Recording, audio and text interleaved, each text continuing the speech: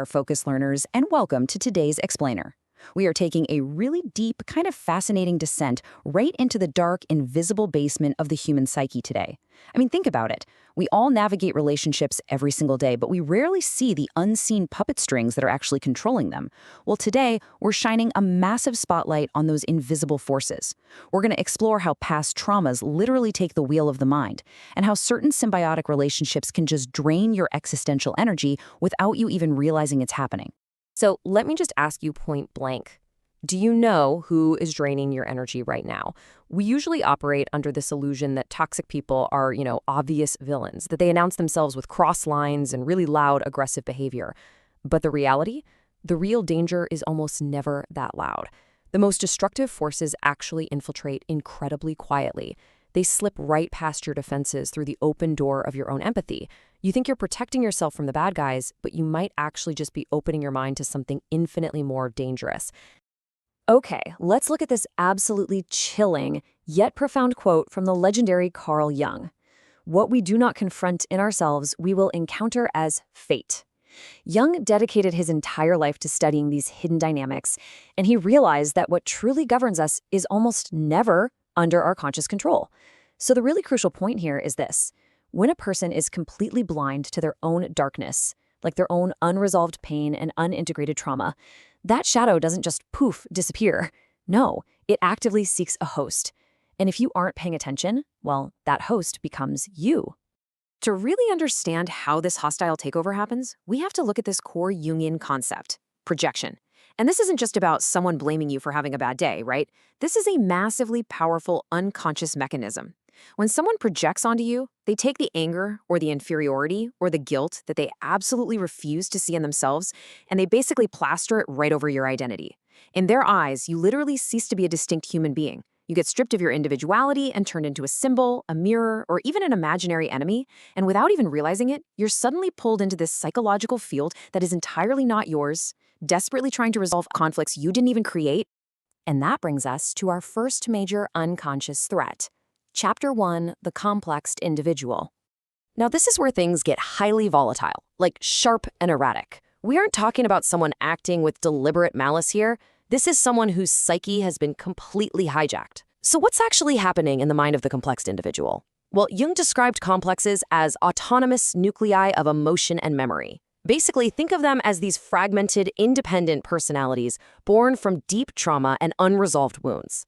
They live way down in the unconscious, but, and here's the kicker, they have the power to jump up and grab the steering wheel of consciousness at literally any moment. When that happens, the person just becomes an emotional puppet to their own past. They aren't reacting to you at all, they're reacting to a ghost. And what makes this so terrifying is the sheer unpredictability of it all.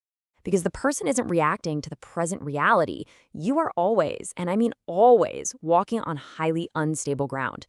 You give them a simple compliment, boom, suddenly it's twisted into a harsh demand. A lighthearted joke, perceived as a vicious attack.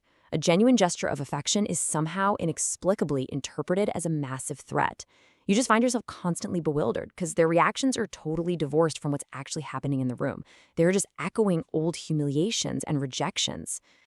The huge takeaway here is that during these episodes, their consciousness completely loses control. The person genuinely believes they're being rational, but they're really just reliving undigested emotions. And here's what makes this dynamic so deeply confusing and honestly kind of addictive for the person on the receiving end. These emotional explosions happen in lapses.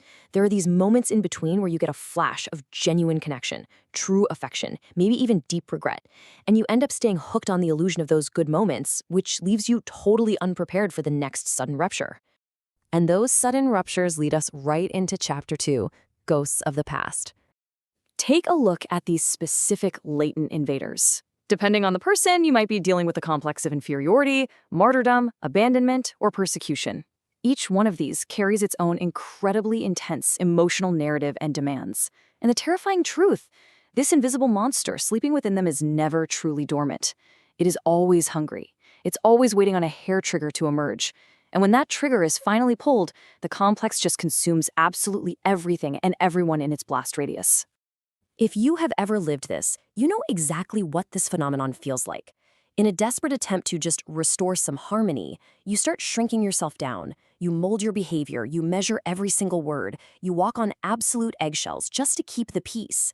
But trying to control the uncontrollable, it only means you start absorbing their ghosts. You start doubting your own memory, your sanity, your own feelings. Actually, scratch that. It's more like, without even realizing it, your mind has been fully colonized by their unconscious. Now, let's slow things down a bit and look at a totally different kind of threat in Chapter 3, the psychic vampire. So as chaotic and explosive as the complex individual is, there's another threat out there, one that doesn't shout or explode or accuse. Comparing these two profiles side by side reveals a pretty stark difference. The complex individual is like a storm, right? Explosive, reactive, oscillating between crazy emotional extremes. But the psychic vampire, they are a silent, subtle drain. They operate through chronic victimhood and this endless, just unfillable void. The vampire doesn't actually want your presence. They want your existential energy. They don't use explicit aggression. They use emotional dependency that is just beautifully camouflaged as affection. In Jungian psychology, this energetic drain happens through what's called a symbiotic relationship. This is a pathological bond where the contours of the self completely dissolve. You literally no longer recognize yourselves as separate individuals, but as psychic extensions of one another. Jung warned that this is a massive roadblock to what he called individuation, which is basically the path to becoming a whole actualized person. The psychic vampire doesn't want to grow, you see. They just want to be carried. Which brings us to exactly how this strain happens in Chapter 4, symbiosis and energy depletion. So how exactly does this invisible emotional parasite attach itself to you so firmly? Well, it happens in these creeping, seemingly harmless little steps. Step 1, you offer support. Step 2, you give them your time, feeling all empathetic and mature about it. And Step 3, you begin tolerating emotional abuse in the name of understanding them. Your empathy is literally weaponized against you. You give and give to fill their void until your own energy is entirely depleted. And you look in the mirror one day and no longer know where they end and you begin. It just leaves you with this profound, soul-devouring exhaustion. And it's not just physical tiredness, it's an existential fatigue. The vampire is an absolute master at reversing roles. The second you pull back, the victim becomes the accuser. The needy one becomes the manipulator. You're left feeling incredibly guilty for simply needing a little space, and you actually start to feel selfish for just wanting a moment of silence. You end up living your entire life solely to avoid their crises and sustain a bond that is quietly, slowly destroying you. So how in the world do we escape this psychological thriller? Let's get into Chapter 5, Awakening from the Illusion. Thankfully, Jung didn't just diagnose the problem and leave us hanging. He offered a real solution to break free from this unconscious jungle. You have to reclaim sovereignty over your own psyche.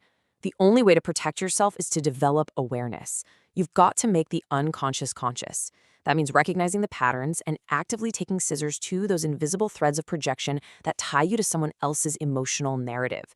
You have to constantly ask yourself, is what I'm feeling right now truly mine, or has it been induced? Naming it and seeing the dynamic for exactly what it is the very first and absolutely most powerful step to stepping out of the hostage position. But I want to leave you with this final provocative thought today. Jung made it very clear that none of us, absolutely none of us, are immune to the shadow. We all have unresolved pain. So ask yourself, have you ever been the complex individual reacting to a ghost from your past? Or maybe have you ever leaned so hard on someone that you became the psychic vampire? Recognizing these patterns in others is crucial for sure, but having the courage to look inward and recognize them within yourself, that is the true key to reclaiming your ultimate psychic freedom. Thank you so much for joining me on this Explainer Focused Learners. Keep questioning.